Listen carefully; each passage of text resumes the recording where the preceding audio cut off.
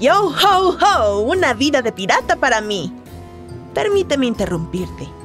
Si crees que ser un pirata o un marinero en los viejos tiempos era genial, te diré la cruda verdad.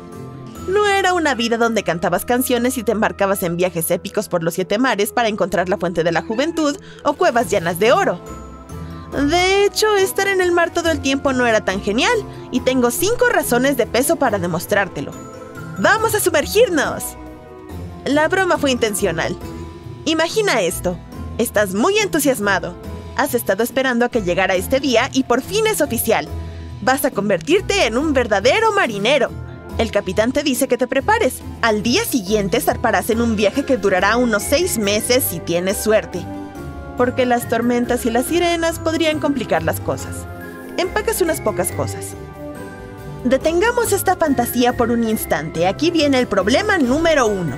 Cuando hablo de empacar pocas cosas, me refiero a la ropa que llevas puesta. Los marineros solo tenían un juego de ropa que casi nunca lavaban durante el viaje. Creían que la suciedad y la grasa los protegerían de los vientos y las lluvias. Bien, regresemos a la fantasía. Te despides de tu familia y te diriges al puerto, donde te espera tu nuevo hogar. Uno de los miembros de la tripulación te da la bienvenida en la cubierta y te enseña dónde vas a dormir. Esto te lleva a dudar de tu elección de convertirte en marinero. Después de verlo, tienes la certeza de que no vas a tener una experiencia de hotel de 5 estrellas. Bueno, ese es el segundo problema. Los barcos estaban llenos de gente. En esos tiempos, los marineros debían vivir en esas condiciones, tanto si trabajaban para alguien de la altura de Cristóbal Colón como si no. La Niña y la Pinta fueron 2 de los barcos de Colón y los mejores veleros de su época. Sin embargo, esto no cambiaba el hecho de que eran tan pequeños que los hombres no tenían lugar para dormir, lo que nos lleva al tercer problema. Dormir unos junto a otros en una cubierta donde apenas podían moverse no era muy bueno para la salud de los marineros. Y bajar para escapar de los ronquidos de sus compañeros no era una opción, ya que allí no había aire fresco. Además, siempre podías encontrar una rata, así que despídete de la higiene personal. En caso de que te preguntes cómo llegaban las ratas allí, esas pequeñas polizonas son muy buenas nadadoras. Además, los marineros estaban en el mar sin importar la estación o el clima. A menudo pasaban frío y estaban mojados, cosa que no los ayudaba a mantenerse sanos y fuertes. Hablar de la salud nos lleva al problema número 4, la comida y el hambre. En aquel entonces, los marineros no tenían sus propias mini neveras con diferentes tipos de condimentos, como los compartimientos que tienen los cruceros de lujo actuales. Tenían que ingeniárselas para almacenar suficiente comida y que les durara meses o incluso años. Por esa razón, las opciones eran limitadas. Claramente no era nada parecido a la comida de los chefs con estrellas Michelin. Una de las comidas más frecuentes en los barcos era la carne salada, que no era tan masticable como podrías imaginar, o las galletas marineras, también conocidas como láminas de acero o castillos de gusanos. Y hay una razón para todos estos apodos creativos. Una galleta marinera era básicamente una mezcla de agua y harina horneada en forma de galleta y con sabor a cartón. Eran duras como ladrillos, y la única forma de comerlas era ablandarlas con agua. Si tan solo los marineros pudieran mojarlas en su té de la tarde, ¿cierto?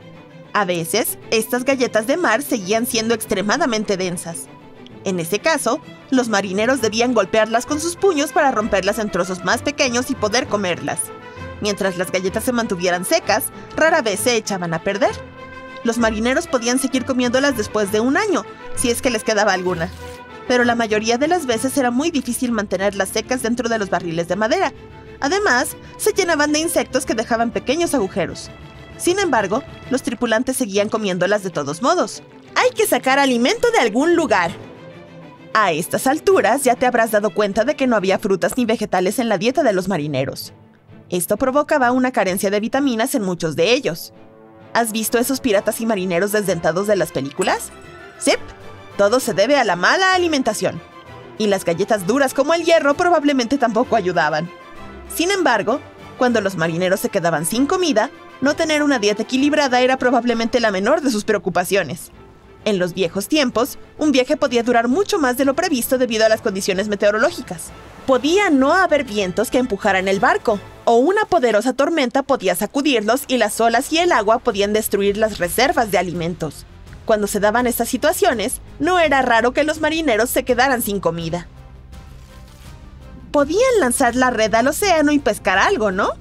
Pero los marineros no comían pescado, ni siquiera en casos extremos.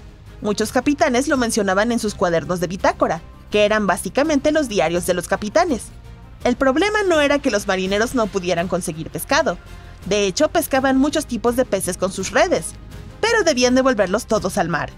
Durante la época de las exploraciones, Antonio Pigafetta mencionó en su diario que la tripulación de su barco pescaba una cantidad increíble de peces, pero no comían ninguno. También agregó que 40 de los marineros perdieron la vida. Naturalmente, los marineros sabían que solo los peces venenosos eran peligrosos. Por eso preferían comer los peces que conocían. Pero hasta un atún bien cocinado podía ser venenoso, y tuvieron que aprenderlo por las malas.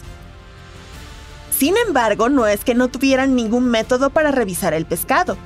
Por ejemplo, los marineros españoles les ponían monedas de plata. Si cambiaban de color, consideraban que esos peces eran venenosos y por lo tanto no comestibles, así que los arrojaban por la borda. Otros marineros colocaban el pescado en la cubierta para ver si las moscas u otros insectos se daban un festín con él. Si no se posaban, era venenoso. Si los insectos aparecían, lo consideraban seguro para comer. El problema de comer pescado en mar abierto se remonta al siglo VII a.C.